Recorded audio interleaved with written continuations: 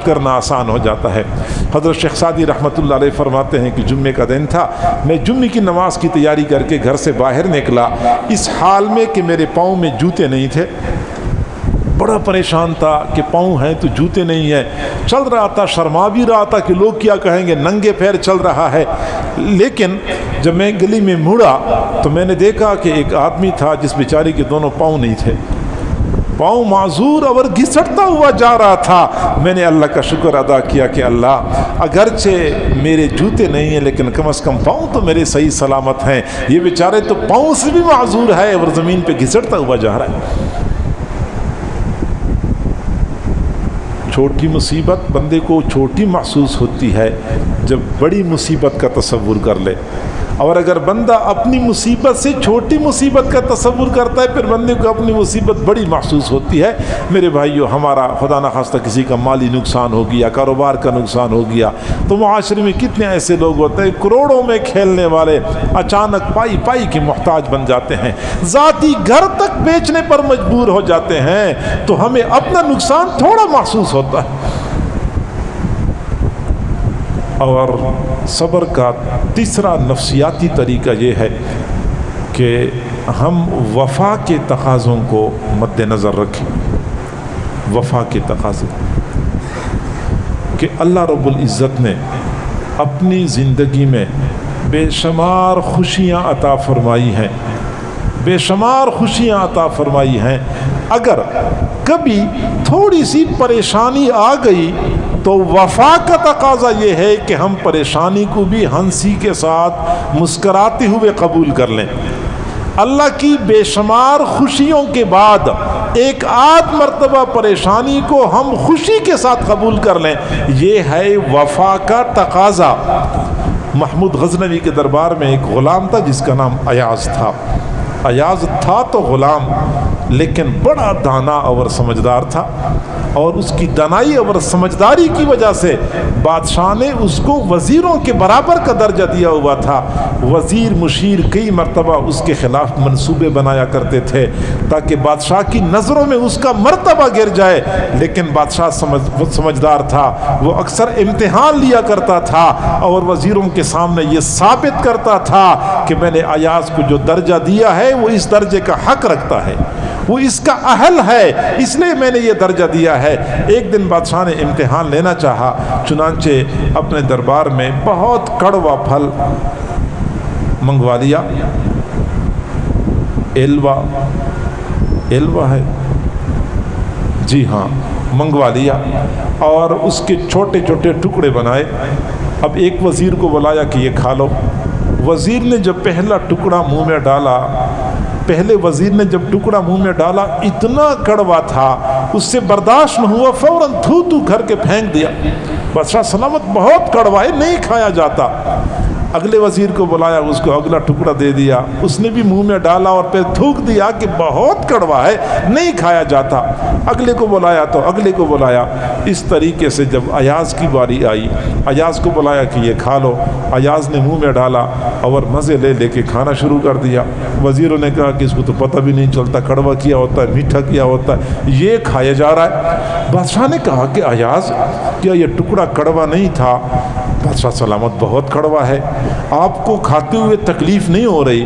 بادشاہ سلامت بہت تکلیف ہو رہی ہے، تو کیوں کھا رہے ہیں، پھینکتے کیوں نہیں ہیں؟ تو ایاز نے کہا کہ بادشاہ سلامت جب آپ نے مجھے اپنے ہاتھ سے یہ ٹکڑا دے دیا، میں نے منہ میں ڈالا، مجھے بہت کڑوا محسوس ہوا، لیکن میں نے سوچا کہ آپ کی اسی ہاتھ سے مجھے زندگی میں کئی مرتبہ میٹھی چیزیں کھانے کو ملی ہیں، آج اگر کڑوی چیز ملی ہے تو اس کو تھوکنا وفا کے تقاضوں کے خلاف حق بنتا ہے۔ اللہ نے اتنی خوشیاں دی، اللہ نے 4 بیٹے دیے ہیں، ان میں سے خدا نخواستہ ایک بیٹے کا حادثہ ہوا، خدا نخواستہ ایک بیٹا چلا گیا، پھر بندہ یہ سوچا کرے کہ جس اللہ نے مجھے 4 بیٹے دیے ہیں ایک چلا گیا تو یہ بھی تو اللہ کا دیا ہوا تھا، تو پھر بندے کو چاہیے کہ وفا کے تقاضوں کی رعایت کرتے ہوئے برداشت کر لیا کرے۔ ایک بزرگ فرماتے ہیں کہ میں حرم شریف گیا تو بڑا پریشان تھا، کسی مصیبت میں پھنسا ہوا تھا، تو میں نے وہاں پہ حرم شریف میں ایک خاتون کو دیکھا، اور اس خاتون نے مجھے صبر کا طریقہ سکھایا کہ صبر کیسے کرنا ہوتا ہے۔ خاتون حرم شریف میں بیٹھی ہوئی تھی اور بار بار کہہ رہی تھی اللہ تیرا شکر ہے، اللہ تیرا شکر ہے۔ اتنا وہ شکر ادا کر رہی تھی، میں نے سوچا کہ اس سے پوچھنا چاہیے کہ اس پر اللہ کا کون سا اتنا بڑا احسان ہوا ہے کہ بار بار شکر ادا کر رہی ہے۔ چنانچہ فرماتے ہیں کہ میں اس خاتون کے پاس گیا، میں نے اس خاتون سے پوچھا کہ آپ اتنا شکر کیوں ادا کر رہی ہیں؟ تو خاتون نے کہا کہ بیٹا جاؤ اپنا کام کرو، میرے اپنے مسائل ہیں، آپ کے اپنے مسائل ہیں۔ لیکن جب میں نے اصرار کیا تو اس خاتون نے کہا کہ پھر ذرا میری بات سن لو۔ خاتون کہنے لگی کہ چند سال پہلے کی بات ہے، میں اپنے اس شہر میں مکہ مکرمہ میں اپنے خاوند کے ساتھ خوشیوں بھری زندگی گزار رہی تھی۔ 3 بیٹے تھے اور خاوند تھا، ہر چیز کی فراوانی تھی، تنگی کسی چیز کی نہیں تھی، سکون اور اطمینان کی زندگی گزر رہی تھی۔ اللہ کا امر آ پہنچا، میرا خاوند بیمار ہو گیا اور چند دن کی قلیل بیماری کے نتیجے میں خاوند کا انتقال ہو گیا۔ صدمہ تو مجھے بڑا پہنچا، لیکن میں نے کہا کوئی بات نہیں، میرے 3 بیٹے ہیں، یہ بیٹے بڑے ہو جائیں گے، یہ میرا سہارا بنیں گے، مجھے کسی اور جگہ پہ شادی کرنے کی ضرورت ہی نہیں ہے۔ لہٰذا میں نے عزم کر لیا کہ انہی بیٹوں کے ساتھ زندگی گزاروں گی۔ زندگی میں نے گزارنی شروع کر دی، لیکن کہتی ہیں کہ ایک دن میں اپنے گھر میں روٹی پکا رہی تھی تنور پہ کہ مجھے میرے بچے کمرے کے اندر تھے، کھیل رہے تھے، اندر کمرے کے اندر سے کسی کے تڑپنے کی آواز محسوس ہوئی۔ میں نے روٹی پکانی چھوڑ دی اور میں سیدھی گئی کمرے کے اندر کہ کمرے میں کیا ہو رہا ہے۔ میں نے دیکھا کہ میرے کمرے میں جو درمیانہ بچہ تھا اس کا سر تن سے جدا ہو چکا تھا اور وہ تڑپ رہا تھا۔ ہوا یہ تھا کہ وہ بڑا بھائی اور چھوٹا بھائی آپس میں کھیل رہے تھے۔ کھیلتے کھیلتے بڑے بھائی نے کہا کہ ہم پڑوسیوں کے ہاں کل گئے تھے تو پڑوسی نے بکری ذبح کی تھی۔ میں آپ کو بتاؤں کہ بکری کس طرح ذبح ہوتی ہے؟ میں آپ کو بتاتا ہوں کہ بکری اس طرح ذبح ہوتی ہے۔ وہ تیز چھری اٹھائی اور اپنے چھوٹے بھائی کو لٹایا اور اس کے گلے پہ چھری پھیر دی۔ اب جب چھری پھیر دی تو بچہ تو تڑپنے لگا۔ میں تو آئی، میں نے دیکھ لیا سر تن سے جدا تھا، میں نے اسی طرح گود میں اٹھا لیا، بچے کو چرپائی پہ لٹایا اور پھر اس کے اوپر سفید چادر بچھا دی۔ ٹھنڈا ہو گیا تھا۔ پھر مجھے خیال آیا کہ بڑا بیٹا کدھر چلا گیا، وہ ضائع نہ ہو جائے۔ اب میں نے بڑے بیٹے کا نام لے کے پکارا، بیٹا کہاں ہو کہاں ہو؟ بیٹے نے مجھے کوئی جواب نہیں دیا۔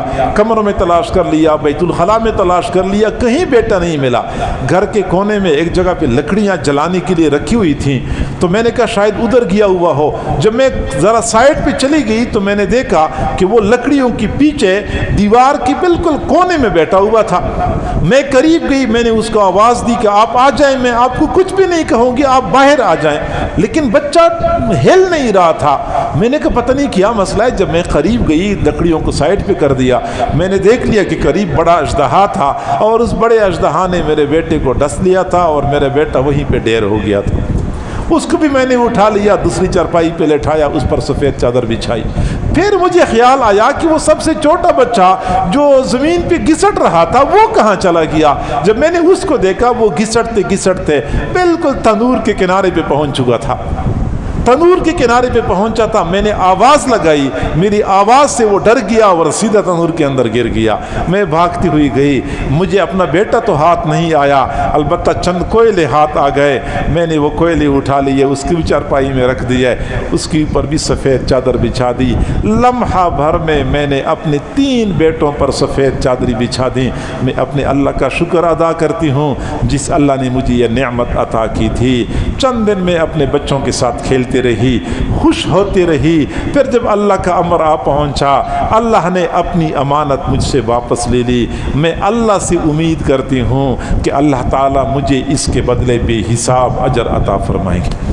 اور بزرگ فرماتے ہیں کہ مجھے صبر اس خاتون نے سکھایا کہ جب اس طرح کے حالات آتے ہیں تو بندہ کیسے صبر کرتا۔ تو معزز سامعین، بندے کو چاہیے کہ صبر کرے اور وفا کے تقاضوں کی رعایت کر لے کہ اللہ رب العزت نے زندگی میں بے شمار مرتبہ ہمیں خوشیاں عطا کی ہیں، راحتیں عطا کی ہیں۔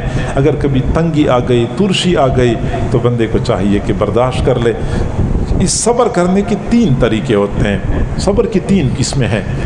ایک ہے الصبر علی الطاعات، نیک اعمال پر صبر کرنا۔ کئی مرتبہ بندہ نیک اعمال پہ عزم کر لیتا ہے، دینداری کی طرف آ جاتا ہے، نیکی تقوی کی طرف آ جاتا ہے، تو 1000 رکاوٹیں کھڑی ہو جاتی ہیں، مشکلات کھڑی ہو جاتی ہیں۔ لڑکیاں بیچاری دینداری کی طرف آتی ہیں، پردہ کرنے کا عزم کرتی ہیں، تو والدین رکاوٹ بن جاتے ہیں کہ نہیں پردہ نہیں کرنا۔ کئی مرتبہ شادی شدہ ہوتی ہیں تو ساس رکاوٹ بن جاتی ہے کہ دیور سے پردہ نہیں کرنا، تو میرے دامادوں سے پردہ نہیں کرنا، تو فلاں سے پردہ نہیں کرنا۔ یعنی نیک عمل بندہ کرنا چاہتا ہے، رکاوٹیں کھڑی ہو جاتی ہیں، پھر بندہ رکاوٹ کی پرواہ نہیں کرتا، اس نیک عمل پر ڈٹ جائے کہ جو کچھ بھی ہو جائے میں نے اب ہٹنا نہیں ہے، دین اسلام پہ عمل کرنا سب سے مقدم ہے۔ اسے کہتے ہیں الصبر علی الطاعات، نیک اعمال پر پختہ رہنا، ثابت قدمی کا مظاہرہ کرنا۔ اور آپ لوگ دیکھ رہے ہیں آج ہمارے معاشرے میں حالات ایسے بنے ہوئے ہیں کہ نوجوان لڑکے اور لڑکیاں جب غلط راستے پہ چل پڑتی ہیں، پھر گھر کے افراد تھک جاتے ہیں لیکن ان کو ہٹا نہیں سکتی اس ترتیب سے۔ نوجوان بیٹیاں مشرقی معاشرے کے اندر غلط راستے پہ چل پڑے تو بیٹا اپنے بہن کو جان سے مارنے کی دھمکی دے رہا ہوتا ہے، باپ بیچارہ اپنی پگڑی اپنی بیٹی کے قدموں پہ رکھ لیتا ہے، ماں بیچاری منت سماجت کر کر کے تھک جاتی ہے، لیکن بیٹی نے جو عزم کر رکھا ہوتا ہے وہ کہتے میں نے اپنی اسی ترتیب کو پورا کر کے چھوڑنا ہے۔ جوان العمر بیٹیاں نہ بھائی کی دھمکیوں سے مرعوب ہوتی ہیں، نہ باپ کی پگڑی جب اس کے قدموں پہ گرتی ہے تو اس کا اثر ہوتا ہے، نہ ماں کی آنسوؤں کا اس پر اثر ہوتا ہے۔ اگر برائیوں پر اس طرح لوگ ڈٹ سکتے ہیں تو پھر دین کے کاموں پہ بندہ کیوں نہیں ڈٹ سکتا؟ تھوڑی بہت رکاوٹیں آتی ہیں، مشکلات پیدا ہوتی ہیں، لیکن بندے کو چاہیے کہ استقامت کا مظاہرہ کرے۔ قل آمنت باللہ ثم استقم، کہہ دو کہ میں ایمان لایا اللہ پر۔ جب آپ نے کہہ دیا کہ آمنت باللہ تو رکاوٹیں تو پیش آئیں گی، مشکلات تو پیدا ہوں گی، تو ثم استقم، پھر اس پر استقامت اختیار کرو۔ لہٰذا جب ہم ایک مرتبہ دین کی طرف آئے ہیں، نیک اعمال میں رکاوٹیں آتی ہیں لیکن ہم نے ڈٹ جانا ہے، استقامت کا مظاہرہ کرنا ہے۔ اسے کہتے ہیں الصبر علی الطاعات۔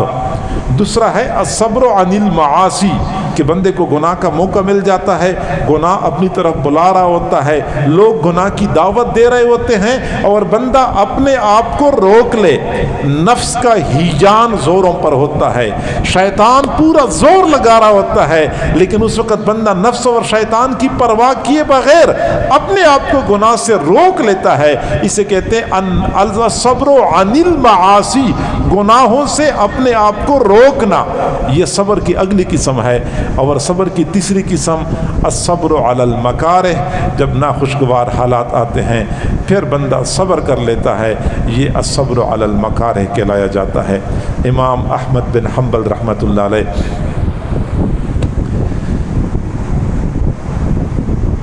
جب نماز پڑھتے تھے تو نماز کے بعد دعا مانگتے تھے کہ اللہ ابو الہیثم کے حال پہ رحم فرما، اللہ ابو الہیثم کے حال پہ رحم فرما۔ ابو الہیثم بڑا مشہور ڈاکو تھا اور اس ڈاکو کے لیے وہ ہر نماز کے بعد دعا مانگتے تھے۔ تو کسی نے ایک مرتبہ پوچھا کہ حضرت آپ اس ڈاکو کے لیے ہر نماز کے بعد دعا مانگتے ہیں، راز کیا ہے؟ تو فرمانے لگے کہ جب خلق قرآن کا مسئلہ آیا، خلق قرآن کا ایک مسئلہ ہے اور اسی مسئلے کی بنیاد پہ امام احمد بن حنبل رحمۃ اللہ علیہ کو کوڑے لگائے گئے تھے۔ بادشاہ وقت نے مجبور کرنا چاہا کہ اپنا نقطہ نظر تبدیل کرو، لیکن امام احمد بن حنبل تیار نہیں تھے، بادشاہ نے پکڑوا لیا اور کوڑے لگوائے تھے۔ مورخین نے لکھا ہے کہ ایسے کوڑے لگائے تھے کہ اگر ہاتھی کو لگا دیے جاتے تو ہاتھی بھی بلبلا اٹھتا۔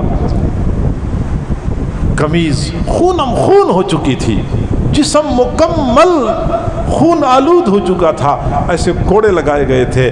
لیکن وہ فرمایا کرتے تھے کہ جب مجھے کوڑوں کے لیے لے جایا جا رہا تھا اور میں پریشان تھا. میں نے کہا پتہ نہیں میں صبر کا مظاہرہ کر سکوں گا یا نہیں کر سکوں گا.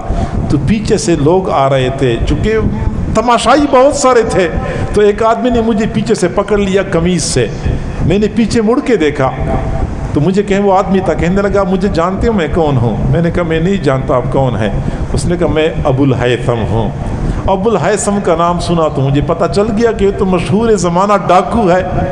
پھر اس نے مجھے کہا کہ امام احمد بن حنبل, آپ کو پتہ ہے کہ میں نے ڈاکہ ڈالنے کی عادت اپنائی, اور اسی ڈاکوں کی وجہ سے, انہی ڈاکوں کی وجہ سے اپنے جسم پر 4000 کوڑے میں نے برداشت کیے ہیں.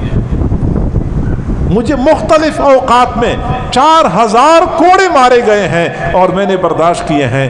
میں نے تو ایک غلط کام کے لیے برداشت کیے تھے, میں تو ڈاکوں کے لیے برداشت کرتا رہا ہوں, اور آپ کا تو دین کا معاملہ ہے, خلق قرآن کا معاملہ ہے, تو سمجھ لینا کہ ثابت قدمی کا مظاہرہ کرنا ہے. فرماتے ابو الہیثم کی وہ مختصر سی بات تھی, اس نے مجھے ایسی ہمت عطا کر دی. میں نے کہا ابو الہیثم اگر ڈاکوں کی خاطر 4000 کوڑے برداشت کر سکتا ہے تو میں خلق قرآن کے مسئلے کی خاطر کیوں نہیں برداشت کر سکتا؟ ابو الہیثم کے حال پہ رحم فرما.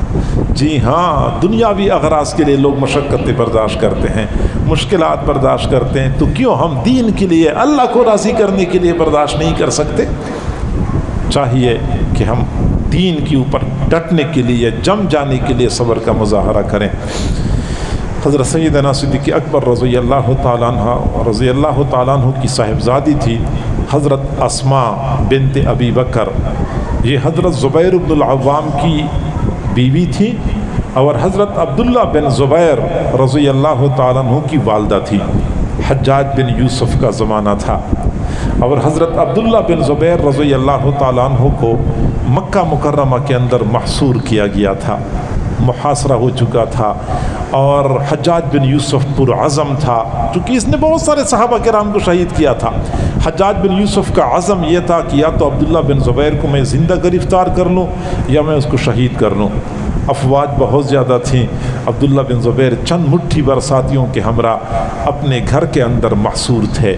اب باہر سے جو محاصرہ کیا ہوا تھا افواج نے, وہ آہستہ آہستہ مکہ مکرمہ کے شہر میں داخل ہو رہے تھے, اور حضرت عبداللہ بن زبیر کے گھر کے قریب پہنچ رہے تھے. حضرت عبداللہ بن زبیر اپنے ساتھیوں کے ہمراہ کچھ تیروں کے ساتھ مقابلہ تو کر رہے تھے, لیکن وہ ہر طرف سے آ رہے تھے. تو ایک وقت ایسا آیا کہ حضرت عبداللہ بن زبیر رضی اللہ تعالیٰ عنہ اپنی والدہ حضرت اسماء رضی اللہ تعالیٰ عنہ کی خدمت میں پہنچے.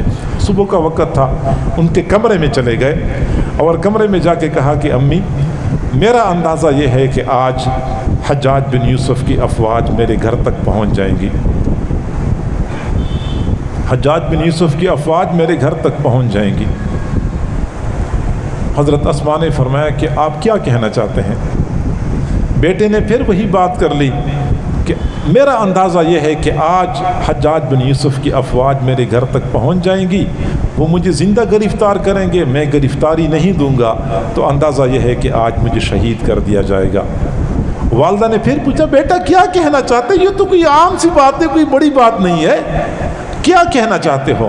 تو بیٹے نے اگلی بات کر لی کہ امی, مجھے صرف اس بات کا ڈر ہے کہ وہ لوگ جب مجھے شہید کریں گے تو میری ناک کاٹیں گے, میرے کان کاٹیں گے, میرا مسئلہ کریں گے, اور میں نہیں چاہتا کہ میرا چہرہ بدنما لگے. شہادت کے بعد میرا چہرہ بدنما لگے, میں اس کی وجہ سے پریشان ہوں. تو حضرت اسماء بنت ابی بکر نے فرمایا کہ بیٹا, جب بکری کو ایک مرتبہ ذبح کیا جاتا ہے تو پھر بکری کو کوئی پرواہ نہیں ہوتی کہ اس کی چھوٹی بوٹیاں بنائی جائیں یا بڑی بوٹیاں بنائی جائیں. ذبح ہو گئی ہے تو چھوٹی بوٹی بنائیں بڑی بنائیں, اس کے لیے برابر ہوتا ہے. انہیں جب آپ کو ایک مرتبہ شہید کر دیا جائے پھر بوٹی بنائیں تو آپ کو پرواہ نہیں ہونی چاہیے. بیٹا مطمئن ہو گیا کہ میری والدہ کا بڑا حوصلہ ہے اور بڑی ہمت ہے. پھر حضرت اسماء رضی اللہ تعالیٰ عنہ دونوں آنکھوں سے مکمل نابینا تھی. اس وقت عمر رسیدہ تھی, عمر 80 یا 90 سال تھی. تو جب بیٹا جانے لگا اپنے کمرے میں یا باہر صحن کی طرف جانے لگا, وہ صاحب فراش تھی, تو حضرت اسما نے فرمایا کہ بیٹا ذرا میرے قریب آ جاؤ، اور پھر فرمایا کہ بیٹا میں آپ کے چہرے کو تو نہیں دیکھ سکتی، لیکن کم از کم آپ کے جسم کی خوشبو کو تو میں سونگھ سکتی ہوں۔ پھر اپنے قریب کر لیا، اپنے بیٹے کا چہرہ اپنے دونوں ہاتھوں میں لیا، پھر دعا کرنے لگی کہ اللہ میرا یہ وہ بیٹا ہے جس نے حضور صلی اللہ علیہ وسلم کی معیت میں کئی مرتبہ جہاد میں حصہ لیا ہے، حضور صلی اللہ علیہ وسلم کا مکمل تابعدار، فرمان بردار۔ اللہ یہ میرا وہ بیٹا ہے جس نے مجھے خدمت کے ذریعے خوش کیا، عبادت کے ذریعے تجھے خوش کیا، اطاعت کے ذریعے رسول اللہ صلی اللہ علیہ وسلم کو خوش کیا ہے۔ اللہ میرے بیٹے کو استقامت عطا کر دینا اور اس کو اپنے قرب کے اعلیٰ ترین درجات عطا فرما۔ پھر اپنے بیٹے کو رخصت کر لیا۔ پھر وہی ہوا جو بیٹے کا اندازہ تھا، بیٹے کو اسی دن شہید کر دیا گیا۔ شہادت کے بعد حجاج بن یوسف نے مکہ مکرمہ سے باہر ایک جگہ پہ ان کی لاش کو لٹکایا ہوا تھا، 3 دن تک مسلسل ان کی لاش لٹکی رہی۔ 3 دن کے بعد کسی نے حضرت اسما رضی اللہ عنہا سے کہا کہ آپ کی بیٹی کی لاش درخت کے ساتھ لٹکی ہوئی ہے، تو کہنے لگی کوئی ایسا بندہ ہے جو مجھے میرے ہاتھ سے پکڑ کے وہاں تک لے جائے، میں اپنے بیٹے سے تھوڑی سی بات کرنا چاہتی ہوں۔ تو کسی بندے نے ان کو ہاتھ سے پکڑا، سہارے کے ساتھ پہنچا دیا۔ حضرت عبداللہ بن زبیر کی لاش کے پاس کھڑی ہو گئیں اور اتنی سی بات کہہ دی کہ کیا ابھی تک وہ وقت نہیں آ چکا کہ سوار اپنی سواری سے نیچے اتر آئے؟ ابھی تک وہ وقت نہیں آ چکا کہ سوار اپنی سواری سے نیچے اتر آئے۔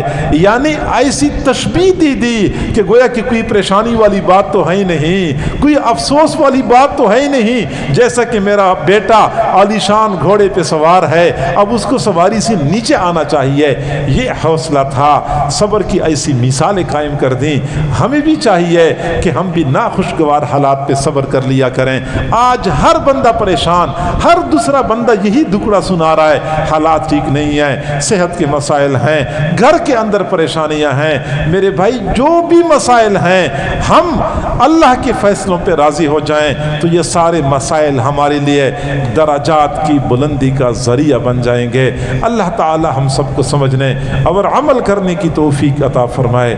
وآخر دعوانا ان الحمد للہ رب العالمین۔